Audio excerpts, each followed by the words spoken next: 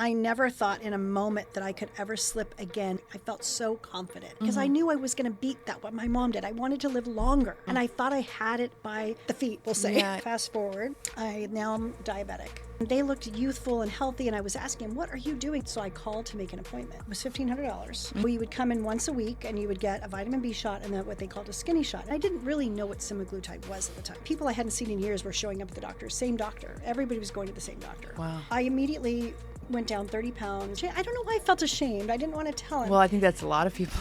I wasn't looking to be attractive and sexy and hot. It started bringing my A1C down. He was looking at my blood work and he goes, oh my gosh, you're doing so good. I was too ashamed to tell him that it wasn't because I was really doing it on my own. I was doing it with help. Yeah, part of that is we do that to ourselves, but a lot of it's the public. Taking any shortcut in life, people love to judge it. You did say that there were some severe side effects. How long were you on that initial prescription and what was the experience like, both the good and the bad during that period?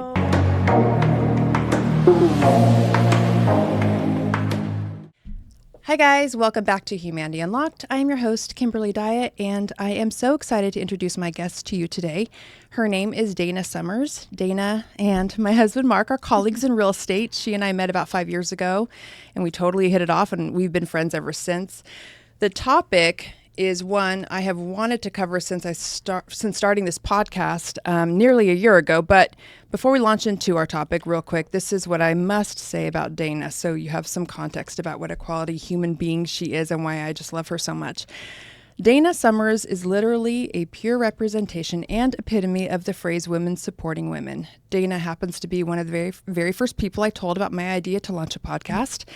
I told her about it while sitting at the pool during a work trip to Maui, a trip where I had joined Mark, and I will never forget her excitement and support that day. Her knowing how perfect the podcasting host role would be for me, she pumped me up and made me feel like such a rock star, encouraging me and telling me what a natural I would be. And clearly, I believed the sales pitch she gave me that day where she sold me on me, because here we are. Yep. Dayna also happens to be one of the most connected people I know within the greater Sacramento area and more specifically within Placer County. And because of her eagerness to help anyone and everyone, I decided to text her a couple weeks back to find out if she could introduce me to someone who would be interested in helping me cover today's topic, which is the topic of GLP-1 and weight loss medications. I knew she had some experience and success with them, but I wanted to give her the out by asking for a referral instead of backing her into a corner and asking her directly. The fact is, I know a few different people who are either on these medications or who have been on them, and it has been literally crickets anytime I've mentioned needing a guest for this episode, making me all the more thankful Dayna volunteered herself to come on. A lot of us have heard the buzz surrounding these weight loss prescriptions, and most of us know at least one person who is taking them. Ozempic, Mounjaro, Wegovy, and Semaglutide are names that by now most of us are familiar with. But what's interesting is, like so many other topics, the reaction from the public regarding these medications is pretty split, depending on who you ask. Some will suggest that those who decide to go the route of weight loss prescriptions are taking the easy way out. They will be accused of being lazy, lacking discipline and willpower. Another common accusation that's been made is suggesting that the increased demand for these drugs from non-diabetic users for weight loss specifically can lead to shortages, making it difficult for diabetic patients who rely on them for managing their condition to access their prescribed medication. In addition, the long-term effects of using GLP-1 medications for weight loss in non-diabetic individuals are not well studied, leading to potential unknown health risks. I have brought Dayna on today to tell her story about what led her down this path and why it has been such a tremendous game changer for her. And with most polarizing topics, there are two sides to consider before rushing to judgment, and I think Dayna's story will help us understand things a bit differently. Welcome to the podcast, Dayna, and thank you so much for being here. Thank you for having me. I'm so glad you decided to do this because you know how hard it's been for me to find someone to cover this with. I got you, girl. As we begin, I want to let the audience know that you do, in fact, have type 2 diabetes, correct? I do. Okay. I do, unfortunately. Yeah. So your perspective and motivations are probably somewhat different from the person who is prescribed one of these medications to help with, just lose 5 to 10 pounds, and we'll get into that. because there are so many layers to your story, I want to start from the beginning. So you grew up in Orange County with parents who were married. Your dad worked as a mechanic. Your mom owned a health food restaurant, and that was later sold to Weight Watchers. Yet, ironically, she wasn't exactly the picture of health. She suffered a stroke when you were 14, which resulted in the need for you to begin working to help provide for your family. So let's start there. What did your life look like at 14 around the time of your mom's first stroke? Well, my biggest memory was her stroke happened on the first dance that I ever had. And it was the day of the dance. And we had done all this prep around getting a dress and all the fun things. Like a middle school dance? Yeah, middle school dance, And all I knew was that school called and said I had to go home. And when I got there, no one was there. And my friend Tracy's mom stepped in and picked me up and took me to her house. And didn't know how serious it was at the time. A little worried about it because, it's kind of unnerving knowing that your mom's at the hospital. But, she didn't have the best of health. So at the end of the day, I didn't yet know it was a severe stroke. Was she overweight? She was up 100, down 100. Up 100, Oh, that's down right. 100. You did tell me that. Mm-hmm. So at the time, she was a smoker. She was very severely diabetic, congestive heart failure, renal failure, all the things. And she was not that old. Like in her 30s, maybe? I say that she had one of her first mini strokes in her 30s, but in her 40s was when she had the massive, life-changing, couldn't work anymore, couldn't speak properly stroke. Okay. All right. So this was her first one. It was her first major one. Okay. And you, at the time you were playing sports, you said you played 6 sports. You would surf in the morning before school, but you had to quit sports to begin working 2 jobs to help provide. Yeah, we had taken in 4 of my cousins, and then there was my sister and I. And my dad worked all the way in Los Angeles. He drove 2 hours actually every day to and from. So he worked nights. I never saw him that much. So when my mom was no longer able to work, it was tough. I mean, we went from 2 incomes to 1.5 income on disability, and also fighting with her health issues. She wasn't great at taking care of herself. So I was the strongest of all siblings for some reason. I don't know. And it kind of fell on my shoulders. Mm-hmm. So you had to quit being a kid, basically, in a teenager. Yeah, pretty much. I started wearing professional clothing in my high school years. Oh, my gosh. It was kind of awkward, but yeah. Mm-hmm. Wow. Mm-hmm. So over the next few years, I know you mentioned in the pre-interview that you began working for a photographer as a bikini model, began participating heavily in marathons and triathlons. You described a mindset that was something to the effect of not wanting to end up like your mom. You said this a couple times, actually. Very much. You wanted your life to be different. You were determined not to be addicted to food. Can you tell us a little bit about that? It was a huge struggle watching her struggle. She would go months and months and months on these very extreme diet plans, even just to down liquids only, 6 months at a time, lose 100 pounds, and then boom, back up over 100 more. And I was a teen, so body image was big back then. And so growing up in Southern California, Orange County, you're in a bathing suit all the time. Gosh. So I really was starting to already feel awkward because I was curvier than most girls. I was really I was too thin, but I was curvy. And my girlfriend, Teresa, who was amazing, she ended up being an actress and a model. So she scooped me into, I think it was called Hot Hawaii Swimwear. I'm trying to remember the company, but into starting that modeling process with them. And the photographers were brutal. They wanted to know, what are you going to go home and eat? What did you eat already? You're kind of poochy looking, even though I had the flattest stomach you could ever. I was thin back then. I'm a small person. No, they're like that with everybody. I mean, I remember going through that too. And I mean, every model will tell you they've been through that. It's like they do it because they're trying to create the mindset. Not that they're deliberately trying to get you to have a habit of disordered eating, but they're trying to get you to pay attention to everything that goes in your mouth. But now you can modify photography. You couldn't back then. It was all, you were what you were. Yeah. Right? So there was no Photoshop and airbrushing. No Photoshop, no airbrush. So you, over time, I think you said 16, 17, 18, or somewhere around there, you developed an eating disorder? I think it started probably more about I think it ultimately, if I really think about it, in my younger years watching my mom, but I didn't realize it was an unhealthy situation. We had a very unhealthy family life. Like at night, every night it was ice cream with Snickers bars on top of it, for dessert. That was normal. Other families weren't doing that. My best friend in the whole world I grew up with from elementary on was type 1 diabetic. Oh, wow. My grandpa was diabetic. There was a lot of diabetes around me. And my mom being diabetic, I never thought about it until my teens. And then I knew it was a problem. Were your meals healthy? Well, they were very Southern. They always had gravy, on top of them. My dad was from the South, and my mom cooked Southern, fried foods and all the things. Even having a health food business, right? Yeah. Although she was showing up every day with this bright, smiley face, trying to help other people with their health issues and weight, and being great at it, she was struggling big time at home. There was a lot of emotional eating. She had a lot of responsibility for her siblings. She had a story that was much harder than mine. So I have, I look back and I go, was it rough? Yes, but she had it a lot rougher than I did. Was she hard on you with eating, or was she hard on you? Like, did she tell you had to lose weight, or did she try to get you to eat, or what was her? No, her thing was she wanted everybody to follow along with what she was doing. So as long as I was eating big plates of food, and we had lots of struggles at the table, I would have to sit there, and I hated peas. I had to sit at the table until I finished my entire plate. That was the rule. And I used to spit my food into my milk to get rid of, because I did the dishes. Oh my gosh. And that's brilliant. I know, but until my dad caught me, right?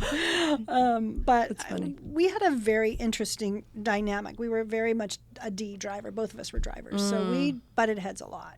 Yeah, that's a personality on one of those personality profiles. Yes. Whatever, yeah. Yeah, driver. Yeah. Okay, so you butted heads a lot. So, like, if she would, I notice this from a lot of people who have disordered eating. When they are in their phases of like eating a lot, they want everybody around them to eat a lot, and when they are dieting, they want everybody around them to diet. Or I've actually seen people that are like have eating disorders who feel comfort in feeding other people because they can't eat. I've also seen that. Were you that way?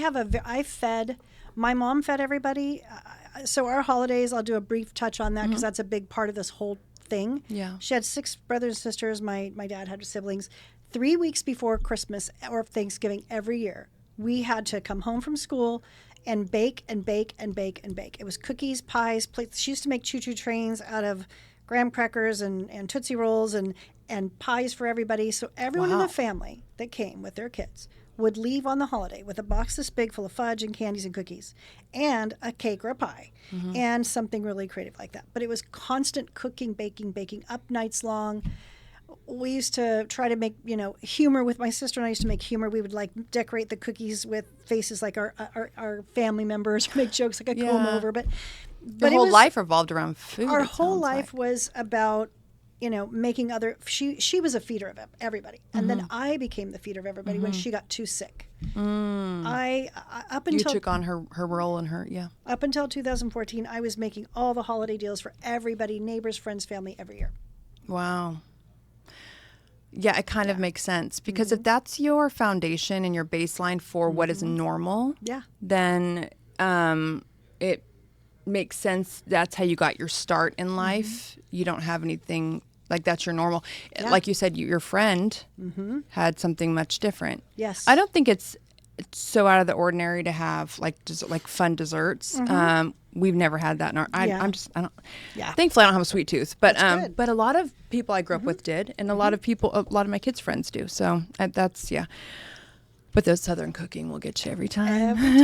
Little comfort food. Okay, so you did develop a couple eating disorders, and you got down to about 83 pounds, you said, and you were hospitalized because you used to make a bike ride from Newport to Huntington Beach, I guess? Yeah, so I lived on 33rd and Lake in Newport when I became an adult. I had in a real job, right? And I would ride my bike to the pier back and forth, or sometimes to Laguna to watch, some of the stuff. But because you were a triathlete, or you that wasn't until years after that. I did some extra fitness oriented lifestyle. I was always into the oriented lifestyle. As I got into up here, when I moved up here, that's when I got into the little mini triathlons. But did you ride your bike because you didn't have a car, or because you wanted the fitness? Oh no, I drove to and from work, but I would ride before and after work for the fitness. exercise. I literally was either, even though I had a corporate job, I was teaching aerobics on the side. I worked at a gym on the side. This is after the whole bikini scenario, and I really just became at one point so obsessed with trying to make sure I could get the food out of my body every day that I would eat. I would do it any way I could, whether it was vomiting, starving, riding a bike, running, walking around the block down to the pier and back. at night, 10 o'clock at night. Did you feel like you had like a body dysmorphia where you saw weight that didn't exist, or do you? I was, unfortunately, it's kind of awkward to say, but I was very chesty growing up. So I always felt like I couldn't wear like a belt and a thing. And my best friend was the same way, but she was type 1 diabetic. And watching her, I think there's a crossover a little bit of watching her life, how hard her life was with being type 1, and how restrictive it was compared to my mom, who was type 2 and was just going all out, and her sister was getting her legs cut off from diabetes and all the things. Oh my gosh. And I would go to Carrie's. I spent more time at Carrie's than I did at my own house when I was a teen. And her dad would wake us up every morning when we would sleep over. I didn't know why. Here's why. You have to wake a diabetic up if they're type 1, because they may not wake up. Right. Like they call that like a diabetic coma or whatever. Yeah. Yeah. So you like sort of subscribed to the regimented lifestyle that she was living. Well, it was like I kind of felt like I was living in between, because my family was like totally the opposite. I'd go home to that, and then I would be with my friend at school all day, and she'd be in the locker room having a reaction to her, an insulin reaction, and I'd be helping her at school, and then I would feel really guilty going home and having this ridiculously big meal. I mean, chicken fried steak and just mashed potatoes and gravy and. But So on one of your bike rides, you said you were experiencing some heart palpitations, and then you ended up being hospitalized and spending some time in a facility. You were down to 83 pounds. I was somewhere in the 80s. I didn't crack under 80. My roommate was. I literally went into the ER for heart palpitations, thinking that was weird. And what ended up being diagnosed was that I had no electrolytes really left in my system, because I had been starving and vomiting so much that my was starting to affect my heart. Real quick, did your mom know that you were doing this? Well, my mom knew when I went into the hospital, but she was in denial and never came to see me. It was fine for me to take care of her, but and I'm not giving shade to my mom. I'm just saying that, she felt it was too far. She had moved to Corona, and I was living in Newport Beach, and it was just a weird thing with my mom at that point. Yeah. Okay.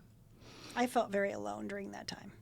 So you were at this point in your... I was 21-ish? 21, yeah. Yeah. And so you were there for 30 days and eventually, like once you got out, it sounds like you were able to, I know you were in a bad relationship, but once you got away from that, it sounds like you're able to create a healthy lifestyle over the next few years that followed. You ran a technology team, you developed a healthy relationship with food and fitness, you're married for 20 years and together raised your family. When that marriage ended, you said you never wanted to remarry. You focused on working out. You participated in bodybuilding. You had become a leader in your church. You purchased a new home and were really at the top of your game in 2017 when you decided to ultimately remarry. It seemed that this was the turning point for you. I wanted to see if you could tell us about that. And I'm also wondering, is this when your own health issues started? So up until that point, my health had only one time before that gotten a little unhealthy, and that was when we moved from San Diego initially up to here, to Northern California in 2000. I was running marathons then, and the year after I ran the rock and roll marathon, we moved here, and it was hot. I've never been in the hot full time. Sacramento area for those who are out of the area. Girl, I'm telling you, and I was running coastal. So I moved up here, and I didn't know one person, and I was traveling 3 weeks a month for my job, and I would come home, and I was starting to put on some weight. I could feel it. And that's when I met Lorianne Code, who taught me about the mini triathlons, Mama Boot Camp, the whole thing. And I dove in to just getting completely healthy, mentally, spiritually, physically, and financially the best we could. We encountered some very serious family health issues with my child and some other things, which took me down a rabbit hole. But I was still able to build a very successful, leaving tech and getting into a very successful real estate career, even though I knew no one here. No, I learned. Yeah. Hats off, man. You created something out of nothing. Nothing. So, but in that you kind of can put yourself on the back burner and put everybody first. Yeah.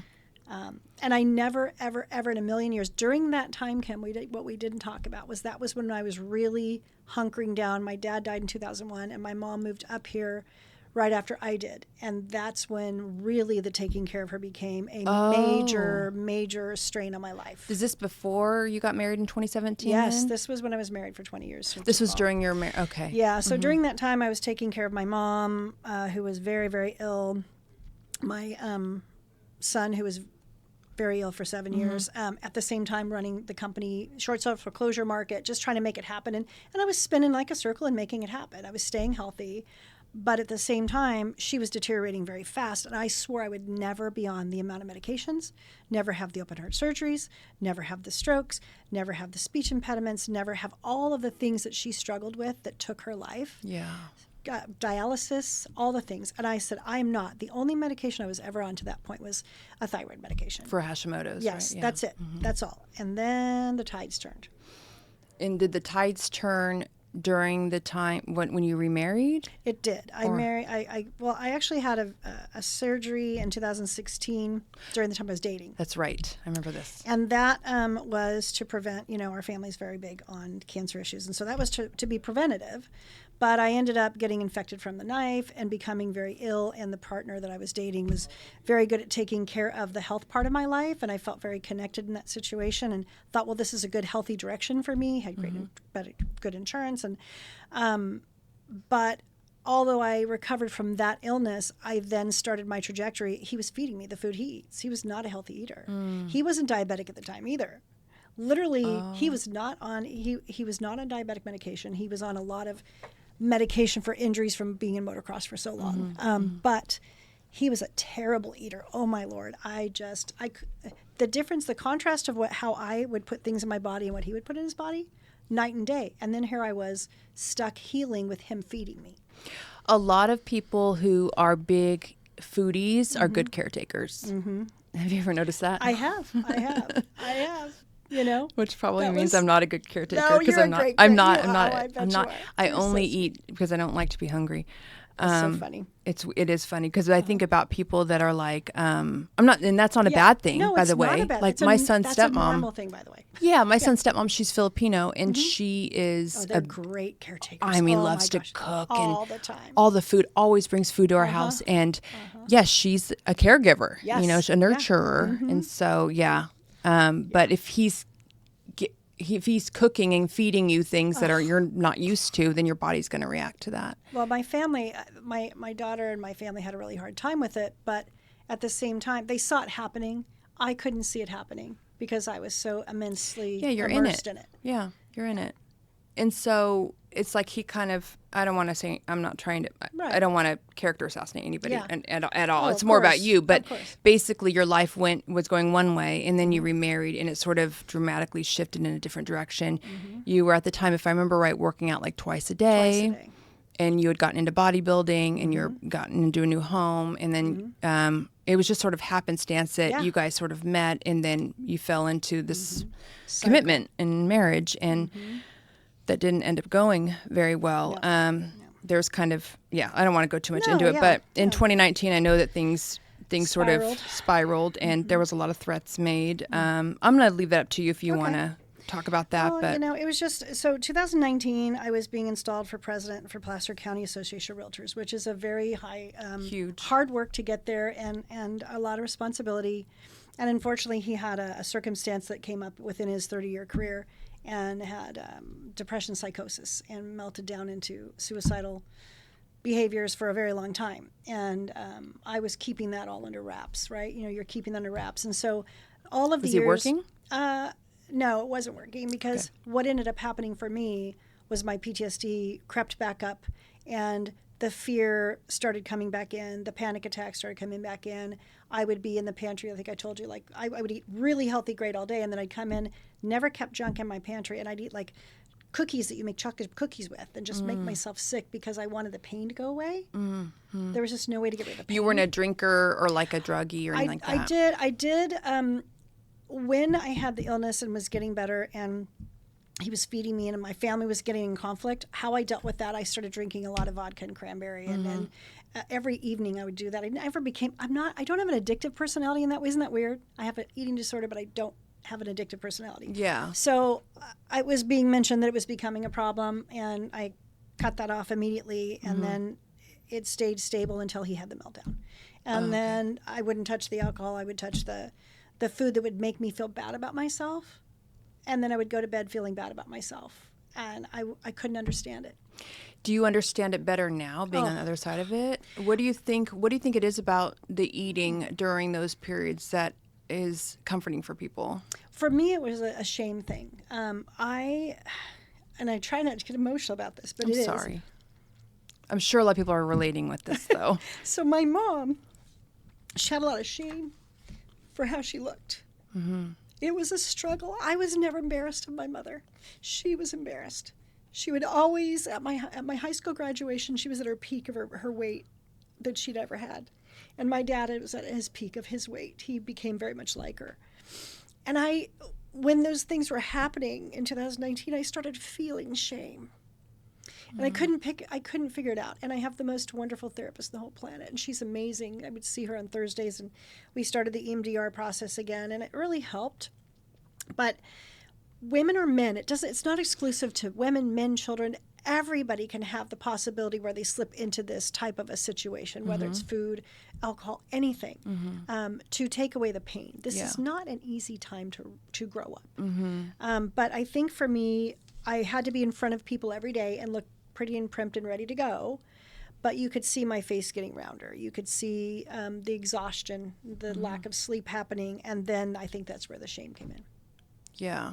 And do you remember, I experienced a little bit of disordered eating, very short period of time. It was literally a decision. I'm kind of like you in that way. It's not an addictive personality, but like I know when it's like, okay, that's enough. That's enough. And I remember it was around the time where I was competing, and there were times where it wasn't a blackout, but it's almost like you can't even stop yourself because you just go into this weird You can't. feeding frenzy. Yes, you can't. You can't.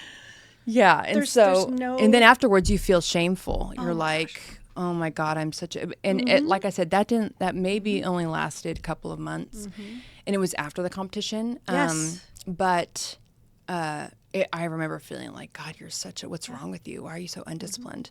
And then I just thought to myself, like, if I, like, what good is it to be thin, to be this thin, if I hate my life and I hate myself? Like, yeah. So anyway, I was able to get myself out of it. But so I kind of get the shame with it, is what I'm saying. And it's very similar to I've never had an alcohol problem, but what I hear from those who have, they wake up the next day and they're like, I'm never drinking again, or I'm never binging again. And then it starts. Yeah, and then the cycle starts again. Yes. Okay. So following, you guys split up a couple of years ago, you suffered a stroke, and it sounds, that sounds like it was kind of a wake up call. It was, so go back a little bit, right when we were going through the meltdown. My doctor, who I love, he's a big part of getting me back to the healing centric. That's when I started going downhill. My health started failing. I started having to add on more medications, but I was too angry to take them because of my mom. I thought before your stroke. Before my stroke. This was before, and this was a couple of years back when I started becoming not healthy. I was not 18% body fat, firm and ready to go, and working out twice a day. And I'd go to my doctor, and my blood work was creeping up the A1C, and I wasn't diabetic, right? But I was like, I'm not diabetic, I'm fine. Oh, you weren't diagnosed yet? I was not diagnosed. And so I would see Dr. Singh, and he would have all these prescriptions. He'd do my blood, and he would ask me, he's like, Dayna, look at you're not taking the medication. And I said, well, I don't want to take it because I've read everything about what happens with my mom. Her heart medicine hurt her kidneys, her kidney medicine hurt her heart, then all the things are tied in, and I don't want to be that person. And he said, well, do you want to be dead? And I'm like, no. So I wasn't taking it serious then. So fast forward, now I'm diabetic. I go and see him, and he's just shocked. He's shaking his head. He's like, look at where you were. He has a chart because he's been my doctor for several years. Here's where you were, and here's where you are now. I'm asking you again, do you want to die? And I'm like, no. He said, then you have to promise me you're going to take every single one of these medications at least until we can get you under control. So I started taking them against my better judgment. One of them was a blocker to prevent strokes because I was like so high risk. It was like, he's like, you could have a heart attack and stroke tomorrow and you'd be done. Do you think it's stress related or genetic? Like what is it? It's genetics and stress together, and PTSD. Oh, so interesting. I didn't. Because that causes constant like panic during the day, and then once it's opened up, it doesn't stop, and then you have to do something to stop it. So you're eating or you're drinking or you're doing whatever, right? Okay. And then finally, he and I just agreed that this has got to get better. How can we get you better? I started on that track, and this is where the whole semaglutide comes in way to get there. But that's where all of that came in, and why I sought the next step, if you want to go there. Yeah, because it's like, it seems like this is sort of when all of your, like, because I was trying to sort of paint the picture for people who like oversimplify these things. They do. And I think that when you're in sort of like survival mode, and you have so much stress and cortisol, and any personal progress you made over the many years prior, all that, all the stress took a toll on your health and your habits. And so if you were to compare before the relationship and after the relationship, what are the differences between who you were before and who you were after? I was the most confident in my entire life when I was 49 and competing. I was the most successful in my business. I was the most connected to my faith. I had an amazing support system around me that I would have never thought could be broken, was rock solid. I was doing my best with my kids because kids are going through their own things. I never thought in a moment that I could ever slip again into any sort of physical unrest or unhealth. And I would have never thought I would let anybody get me to honestly, I didn't think anyone could take charge of what my decisions were going to be ever in my life going forward at that point. I felt so confident. And I remember there was a fitness trainer. She ran all the fitness trainers named Kathy, standing in the cafe at Lifetime one day, getting ready. I just showered and was headed out for the day. And she's like, "You look like the perfect little picture of," I mean, she was just so kind about, and I hadn't thought about it because I don't think about how I look. I think about what's inside. And a lot of people are very much like they want to look a certain way. And I probably did look a heck of a lot better, more pleasing, not so exhausted and worn out and not so puffy. But it was more than just a health thing. It was a confidence thing because I knew I was going to beat that, what my mom did. I wanted to live longer. And I thought I had it by the feet, we'll say. I had it by the feet. But I didn't after that. It just slipped so quickly. Yeah, well, I think that, sometimes these things happen so gradually you don't even see that they're happening. And then before you know it, you look at yourself and go, wait, I don't recognize, who am I? Yeah. And so coming out of that, what were like the like, how would you describe your habits and behaviors around health and fitness coming out of it? Were you working out at all at that time? Or focused on your health? I had gotten through that surgery. I had been so literally almost dying.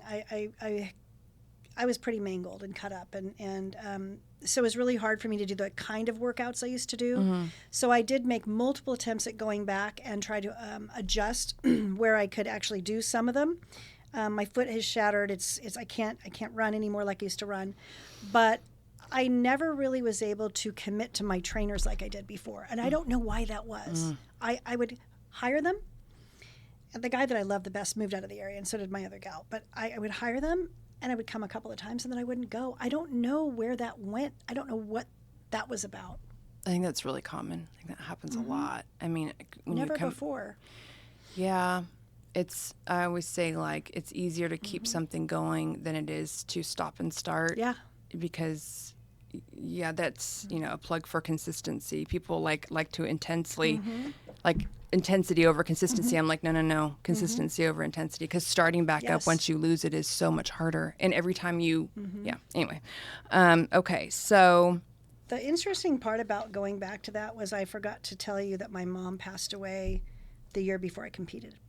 What year was that? 2014. Oh, okay. Yeah. Or 15, 14 or 15. But the year after she died was when I hunkered down, and I think that shocked me into get your act together. And I didn't stop. I would run at 10 o'clock at night. I would work out 5 o'clock in the morning. I didn't care. Yeah. I think that gave me the wind beneath my wings I needed. Isn't that interesting? I didn't even think about that till just now. Yeah, it's interesting how, a lot can be said about that. Okay, so moving forward, your doctor, he did prescribe you semaglutide. You lost 30 pounds. Well, actually, it wasn't my doctor. I didn't tell him I was a bad girl. My good friend's parents had been going to this wonderful hormonal doctor, and her parents are my age, and they looked youthful and healthy. And I was asking him, "What are you doing?" Like, we're seeing this doctor, and she does this thing with pellets and hormones and evaluates everything, and you really should check her out. But she's a year out, so I called to make an appointment, and. They said, well, we don't have an appointment for that for a year, but we do have an appointment for a skinny shot. I'm like, what the heck is a skinny shot? And they said, well, it's just something that we're able to help you. Why don't you come in for a consult? So I went in and met with their consult gal. And she said it was $1,500 for the however many sessions. I think it was 12. Yeah. So you would come in once a week, and you would get a vitamin B shot and then what they called a skinny shot. And I didn't really know what semaglutide was at the time. All I knew is that my friends that jumped on it immediately right after I did. I mean, people I hadn't seen in years were showing up at the doctor. Same doctor. Everybody was going to the same doctor. Wow. And I immediately went down 30 pounds. And then I went to see Dr. Singh, and I didn't tell him the truth. He said, "You're doing so good. What are you doing?" And I'm like, "I'm doing good, Dr. Singh. I'm just taking my medicine." And I was ashamed. I don't know why I felt ashamed. I didn't want to tell him. Well, I think that's a lot of people. Well, then my daughter got on it, and she goes to him too. And she always spills the beans. I love my girl, but I cannot keep anything to myself because she will spill the beans. And she's like, "Oh, no, I told Dr. Singh what you were doing." And I stayed on it for a little longer, but then, the marriage thing was getting rougher and work was getting rougher. And that's when I fell off the wagon. I wasn't looking to be attractive and sexy and hot and all the things that, good for everyone else to do what they want, whatever fits them. But for me, I was just determined to get off of that medication. Mm-hmm. And you thought maybe losing weight would help. Well, it started bringing my A1C down. That's why he was looking at my blood work, and he goes, "Oh my gosh, you're doing so good," because it was coming down. Right. And I was too ashamed to tell him that it wasn't because I was really doing it on my own. I was doing it with help. I couldn't put two and two together for myself at that time. Yeah, and I think that's a lot of people's thought process, and part of that is we do that to ourselves, but a lot of it's the public. They scrutinize us if you get a helping hand in any capacity. I mean, we're talking in any way, in any area of life. Like if you know somebody on the inside who can get you a job, like you didn't get that the right way. You didn't go through the hiring process. Whatever. Taking any shortcut in life is people love to judge it. Yeah. But the truth is we all take shortcuts if they're presented to us. If we are in need, and in your case, your health. Yeah. Anyway, we're going to get more into that, but. You lost 30 pounds, but you did say that there were some severe side effects. And I want to ask you, first of all, how long were you on that initial prescription, and what was the experience like both the good and the bad during that period? So I did probably 3 or 4 rounds of the 12 shots, which was weekly. So 12 weeks, 12 weeks, 12 weeks. And initially, the hardest part in the beginning was the horrendous nausea and the extreme constipation. Was there vomiting with it too? I was lucky enough to take Zofran. My son was on Zofran for his medication years ago, so I requested Zofran when I went to get the shots after the first week. Headaches, nausea, horrible, terrible diarrhea. Well, no, it was constipation. Constipation. You cannot go to the bathroom. Yeah. So, but as they increased the dose, you would know. So when I would go in and see the nurse, she would say, "How was your week, and what did you do, and let's weigh, and let's do all the things, and what do you feel about next week?" And I said, "Let's just stay where we're at. I don't want to raise the increase," because it starts low and then you go up and up and up. So even on that low level, you were having this because it's new to your body. And so some people, I had a friend, and here's the funny thing.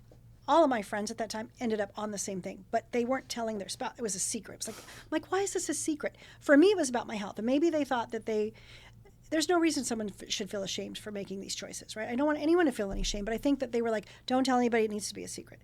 But they were struggling. And one friend, she shouldn't even lose 5 pounds, but she wanted to do it with all of us. And she had the most severe reactions to everything. She had stomach paralyzation stuff. So she couldn't take it.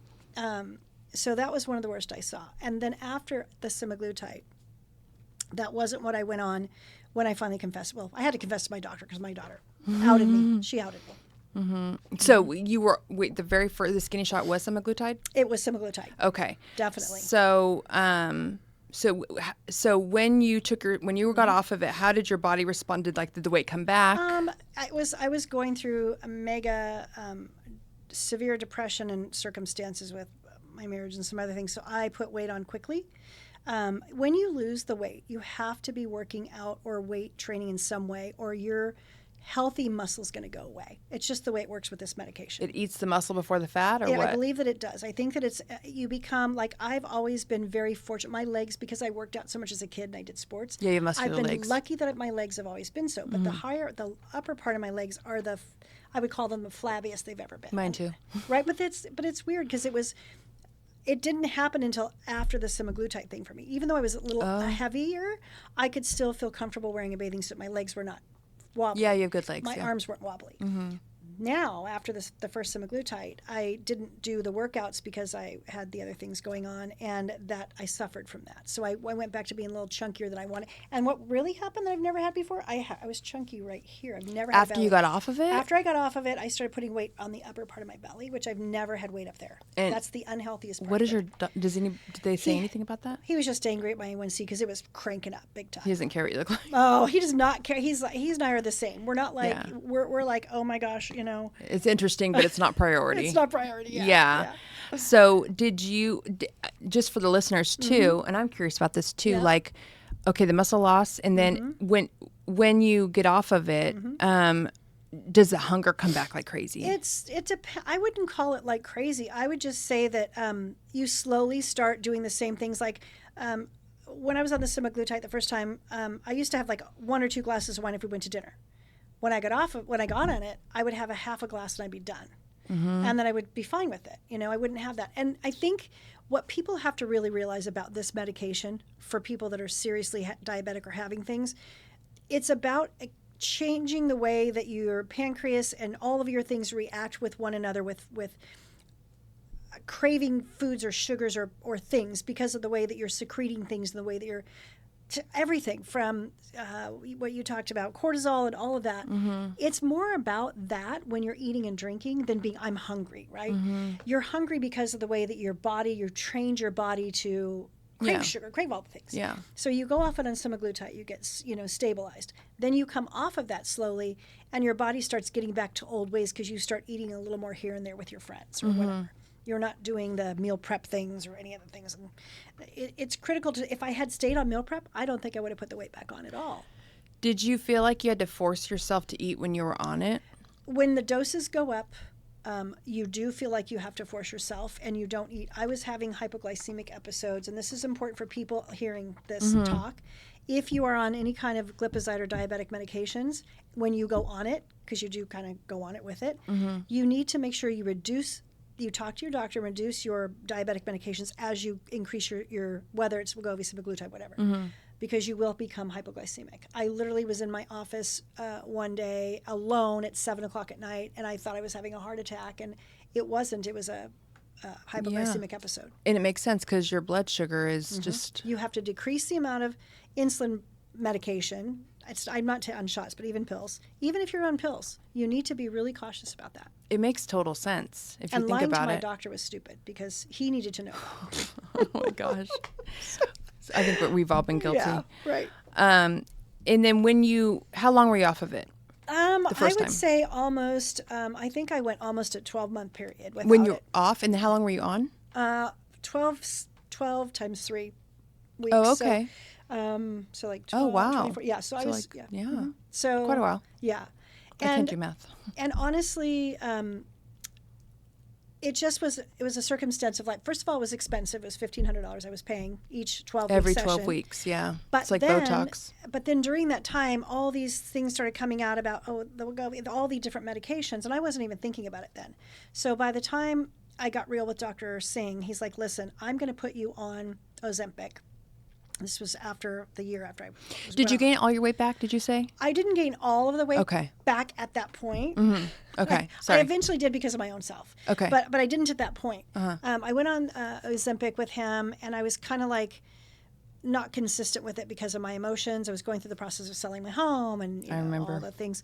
And so I wasn't doing it as much. But Ozempic for me, everyone has a different situation. Experience, yeah. Dr. Singh had me on Ozempic. My A1C wasn't getting great. It wasn't doing really great. But when he switched me to Mounjaro, I completely turned it around. And it immediately started doing things for me that I couldn't do. I think it blocks two receptors. Yeah, there's two. There's two. GIP and Yes. GLP-1. And I think that makes the difference for me. But at the end of the day, my A1C coming down is the most important thing. But it was in between when I went off the semaglutide and I went on the Ozempic that I had the stroke. Oh. In the middle of that. And that's when it wasn't so much my fat had peaked, it was my health had just gotten to a point of so much stress, so much frustration, so much poor eating that I had just a conversation with a person and I just had a stroke. Oh my gosh. Wow. And that's when he put me on the Ozempic again. He's like, listen, you need, I know you were on this stuff without me, but now I'm going to regulate it. So when you got on, what did you not like about the Ozempic? I had no problem not liking it. I just still was maybe it was my stress. I don't know. I was still eating more in my meals than I would normally eat on semaglutide, where I don't need to have big meals. When I was training, I would have 6 small meals every day. I remember that. A ton of meals and eat way more than I was eating. But when you're not really doing that type of a thing for yourself, meals can be large. When you go to a restaurant, our food in California, we eat too much. Right. I order, even if I just order a pasta somewhere, it's 3 people worth of pasta. I only need this much of it. Like a woman should only have this much, 6 ounces of protein in her meal. You don't need the 8 to 10 to 12. You don't? Right? No, not unless you're doing a serious workout, right? So, I'm just kidding. It's funny because people don't understand that. Yeah. You don't have to eat everything on their plate. Yeah, no, it's so true. It's like, I think that too, what I've read about these medications is I'm a person that's really, because I'm not a foodie, the minute I'm full, I'm done. Yeah. I don't keep eating. Right. I do not like to be hungry. Yeah. I carry food with me everywhere because I'm like an infant. When it's feeding time, I need to eat. And that's how I ensure not stopping. I don't get fast food. I couldn't even tell you last time. Yeah. Anyways, I hate being hungry, but I also hate being full. So when I'm done, I'm done. And so when we went to dinner the other night, you and I, and I was like, obviously observing you, and I'm like, she is so uninterested in her food and her drink. Like you just were like drinking water and you ordered it, but you just, and it didn't seem like you were struggling to be uninterested. You sincerely. No. Yeah. So So I love asparagus is my favorite thing. And I think I had like a piece and a half of asparagus. And, I just was okay with my feeling. And being diabetic is not a good thing because once you've crossed that threshold, sometimes you don't get to go back, right? So watching, and this is no slander against, my Brad, well, just the other person in my life who was, he's put on the medication now, but he takes more insulin in his shots than my grandfather, my mother, and my friend who was type 1 all together in a day. He takes more. The more you take, the worse your body gets as far as never being able to be insulin resistant again. So with this, the medication I'm on now, the Mounjaro, has put me in a place where I have regulated my insulin so well, I don't really need all that food. Like, I love mashed potatoes. I had the mashed potatoes. I had a couple bites of mashed potatoes. That was fine. And then I had a little protein. I had a protein shake when I went home to have the protein for my body. It was enough to keep me going. I didn't need to go munch on things. Do you experience hunger? I do. I experience hunger. I'm hungry right now. And, me too. And yeah, right? So, I always am. But seriously, I could just have a small snack and I'd be okay. Yeah. Yeah, same. And I'm not depriving myself. Yeah. But I do have to take aloe laxatives, like aloe-based, I'm very natural, just in case I were to get constipated, because that's one of the struggles most people have a hard time with. Yeah. Yeah, I hear that too. Any of these. Because it slows digestion, right? So it does. And I will tell you that I made the mistake of going off and then going too high when I went back on Mounjaro. I went to 7.5, and you start at 2.5 and then move up. And I knocked myself out for 3 days. I was so sick for 3 days because I went so high of a dosage. When you stop and then you go to a high dosage like that, stupidity, right? I didn't realize. I was having some stomach paralysis. I was having pain in my stomach. It's no joke. You have to be monitored. Yeah, it like paralyzes your and I didn't write it. I didn't include it in my notes, but I read about it.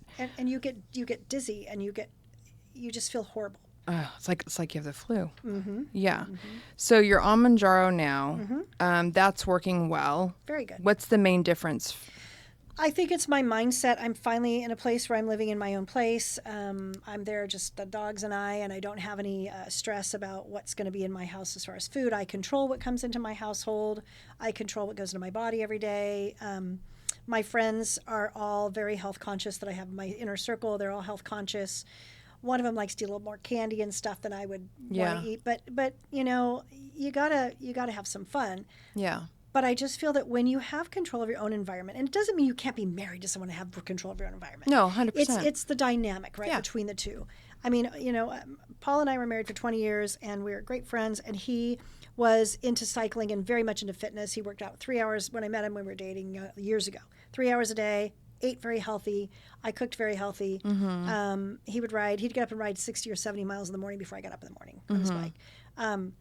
That's what I was used to. He had 4% body fat. I went from that to someone who lived on a very low income as he was younger and ate canned foods and packaged things. And I don't do that. I never really have. And when your body's never had that and it starts having it, you go down fast. Oh, yeah. You go down fast. I would not thrive. I would do so horribly. I'm so sensitive to that kind of stuff. Yeah. I also think just knowing you're kind of, I think you probably have to fight people-pleasing tendencies. And I've talked about that a lot on the podcast. Yes, and I think for you, it's important who you have around you because people can manipulate that very easily. I will take the back seat. I literally, you're all going to laugh, but here's the funniest thing about it was raising all my kids. When you order pizza over the years with your kids, right? I don't think one time the entire they were growing up, I ordered something that I wanted. It was always, I would eat whatever everybody else wanted. Oh, wow. And then when I was single for the first time in my 40s and I was getting into my fitness competitions, my therapist asked me what kind of pizza I liked. And I'm like, oh no, I'm going to find out. So I went into the project of learning what I liked. And I like veggie pizza. I didn't know that. Wow. I love veggie pizza. And now I eat veggie pizza. But I will tell you that translates into the comment of my getting remarried it was always about what he wanted. It was never about what was good and healthy for me. I don't think it was intentional. I think it was just natural for him. And I'm a backseat girl. I'm like, whatever. Let's make everybody happy. Yeah, I think you would be an easy person for somebody who maybe could tend to be a little more controlling. Maybe he didn't set out to be that way, but it's just a match made in hell. You know, it's kind of like in that way, because you're not fighting for your autonomy and for your and then he's so it's just not to say that with someone else he might be better if somebody were to, who knows. Okay. I don't know about that. Okay, we won't go there. Don't go there. All right. Okay, so we talked about you feel like you're finally back on track. Yes. You actually said that you're 85 to 90% stroke and heart attack resistant now. Did I write that down right? I'm hoping so, yes. That was the last, I get my blood work tomorrow morning, so I have to go tomorrow morning. I see him on Monday. What I love about the medical system I go through, which is Sutter, they have My Health Online, and I can go back myself and look at the charts of all of that. Me too. So I can really be a better steward of my own monitoring by looking at my meds or my blood work the second it comes in and I compare to last time. How am I really doing? Am I fooling myself? And for me, is it great to get into a smaller size? Sure, you bet. That's all great. But what I do want is I want to be here for my grandkids when they get older. Riley's going to be 13 this year. Malcolm's going to be 4 next month. I want to be here. My mom missed out on so much. My dad missed out on my dad was 58 or 59 when he had pancreatic cancer and died. And I don't want to be that person. Do I want to be 95? No, not really. I know, I don't either. But I do want to embrace being here, and it's my own responsibility to be here. I love that. I love that you take accountability for it. You said that your A1C is 15, but you're trying to get it 6 or less. Yes. And you're still dealing with a little high blood pressure. Ultimately, what you said, something really got me in the pre-interview was your whole life you were determined to not end up like your mom. And looking at your current medication regimen, you stated that you are taking everything she took. You also said that vanity does not excite you, and it is in fact your health concerns that are your core reason for taking this prescription. In contrast, though, there are many who are getting these prescriptions to lose the 5-10 pounds. I'm curious if you have any thoughts you'd like to share regarding the eagerness of people wanting to get their hands on the medications as someone whose goal was to always not have to be on them. What do you think about people who are trying to get them? I think that it's I have absolutely no ill feelings because our society has completely distorted what beauty is and what being a part of a community is. I've watched, having grandkids, I'm watching the what's the word I'm looking for? The brutality of other children toward children, young girls that are getting, I'm just going to be very frank about it if you don't mind. They're getting breast augmentations at 16 for their birthday. And I'm not judging any family, friend, no one. What I'm saying is that the reason why people are so excited about a medication like this that can help them through the struggles of life, they've got to do what's best for them. If it becomes short in supply, that's really sad. But then I can go be a good girl and work out really hard and try to just really do what it takes to get off the medication. It's just going to take longer. But I do want to caution people to just think that, like I said, I have that one friend that is, I don't even think she has 5% body fat. Absolutely beautiful person in every way. Was very self-conscious and was on it, and I worried for her health because she was sick every day, and I felt bad because I wasn't sick. I was starting to feel better, so I was on because again I'm that nurturing person that wants the mommy everybody, and I want everyone to be okay. But what I say to people is, it's, first of all, it doesn't have to be a secret. And that was the hardest part. Was I really kicked myself for not telling my doctor and feeling that it was a secret, because there's no shame in it at all. No one should feel the shame, but it's no one's business. Other people's opinion of you is none of your business. And that was the hardest lesson I'm learning as an adult. I'm still trying to learn it. I want to be here for my granddaughter's wedding. I want to be here for her graduation. I wanted my mom to be here for Malcolm. Yeah. I mean, it's almost like the example of it's a gift in a way, because she gave you, and I don't mean this to sound insensitive, but the example of what you don't want. She did, and unfortunately, here's what people have to understand: this, you can have a childhood that you think is just great or horrible or whatever you think that it was, but when you really take a deep dive into your parents' upbringing and what they went through, they were doing the best with what they had. They were doing the best with what they had. I struggle with that more than most people because my daughter's a lot like myself. I am a very outspoken, bossy person. I just am. And my mom was the same.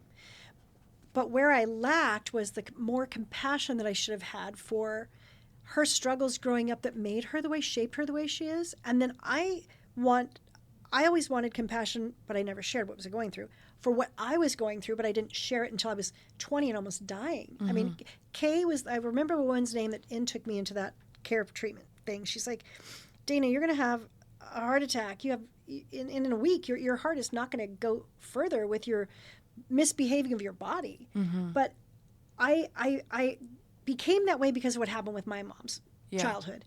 It didn't have to be my childhood. Right. And it doesn't have to be my granddaughter's childhood. Right. I mean, she's excited at 12. She's 99 pounds now. She wants to be break that. Well, but she didn't, and now she does. That's a healthy thing. Yeah, no, 100% at 12. My goodness. I know. Yeah.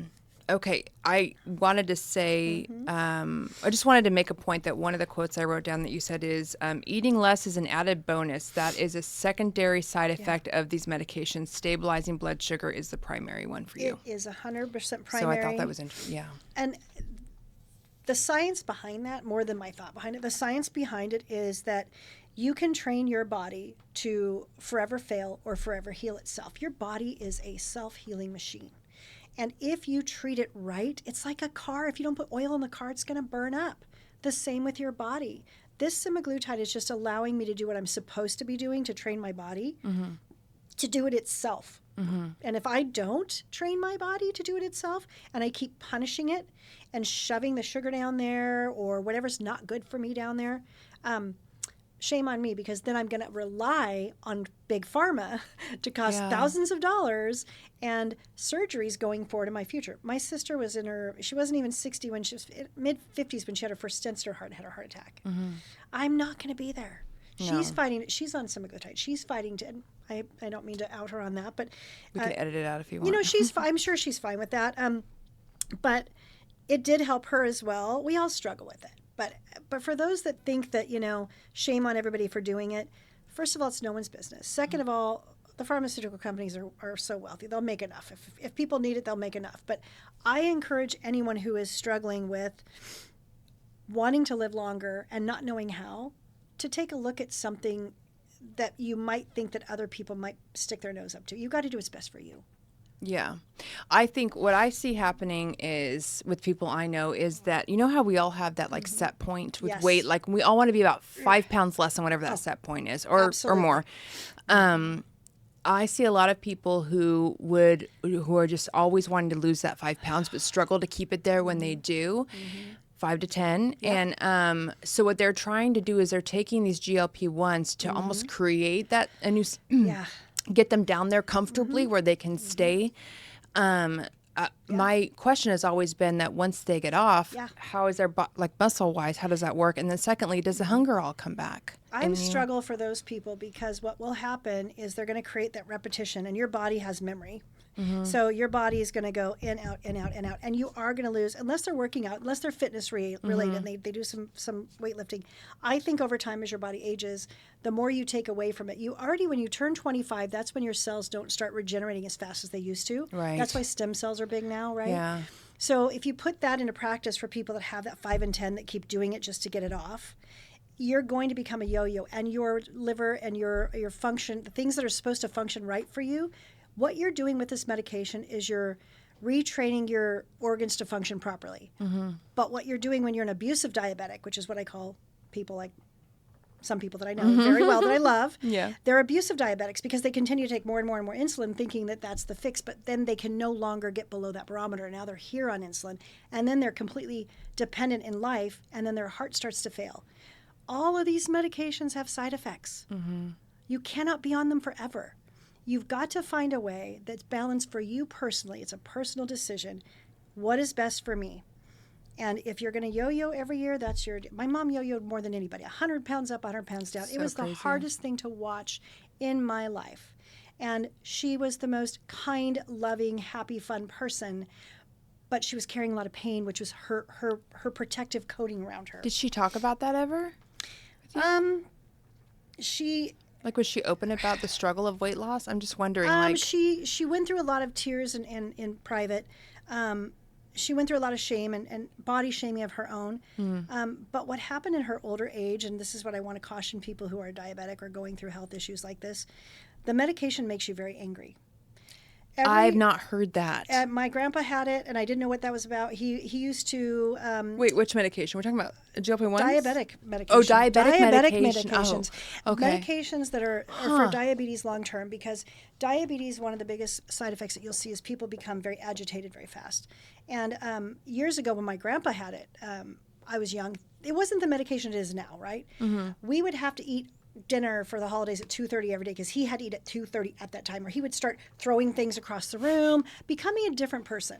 And sadly for my mom, I didn't get to enjoy her as much in her last years because she was just so angry all the time and mean, and the things that she would say, I knew that was not her, but it was so hurtful. Over time you become rejecting of that person, and it all was the abuse of the medications. And most of it really wasn't 100% her fault because she had 3 things that were contradictory. She had renal failure from the diabetes, and she had congestive heart failure.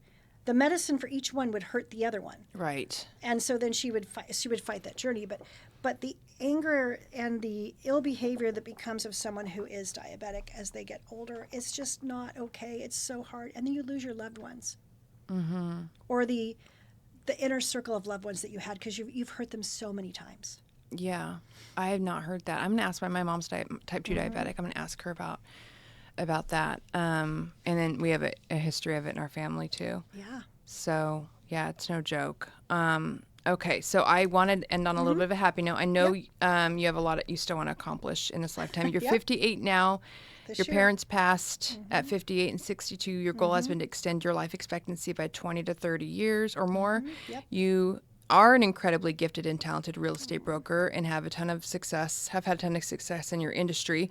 What is left that you hope to accomplish going forward? So I am working on writing 3 books that are very important to me, and I want to get those written, and I actually started.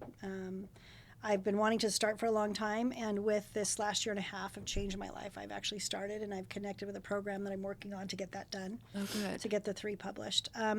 And then I really, really, really want to be able to start I love to mentor.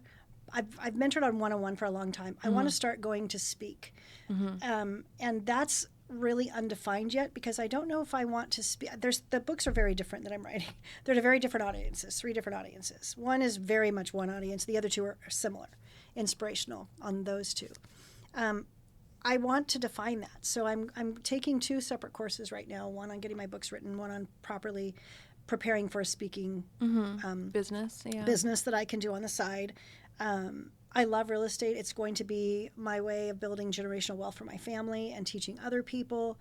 But at the end of the day, I don't want to leave this earth without having impacted so many lives that I can impact. That's the most important thing to me. It's not how many houses I can sell or how many ducats I can do. Or it's how I leave people feeling. It's like Maya Angelou is, people never remember what you say. They won't remember they'll always remember how you made them feel, not what you said or how you say it. Yep. And you can say something like, your hair looks really good. Or you can say, God, your hair looks really beautiful. And you're so good at that. Right? And so that's a genuine difference. Yeah. So I really would like to be able to make a bigger impact on the world so that when someone remembers my name, they say, I remember she had a good heart. Yeah. Yeah. And everybody I know, that's what they say about you. Well, you should submit for a TED Talk. You should. I just might, yeah. Yeah. It's somebody just called me up and there was just I just kind of stumbled upon it. But every person I talked to that got on stage that day that I did, they all just submitted, and they call you. Yeah. Really? So I'm not sure what they submitted, but I'm sure it's all on their website. But that's a good place to start because somebody I know that did it, not from my day, but somebody else, she said that launched her speaking career. Launched it. Like she's a 5-figure speaking career where every speaking gig is 5 figures or more. Wow. Is that 5? Yeah. Wow. Right. Is that 5? Yeah. The 5, 10,000 or more.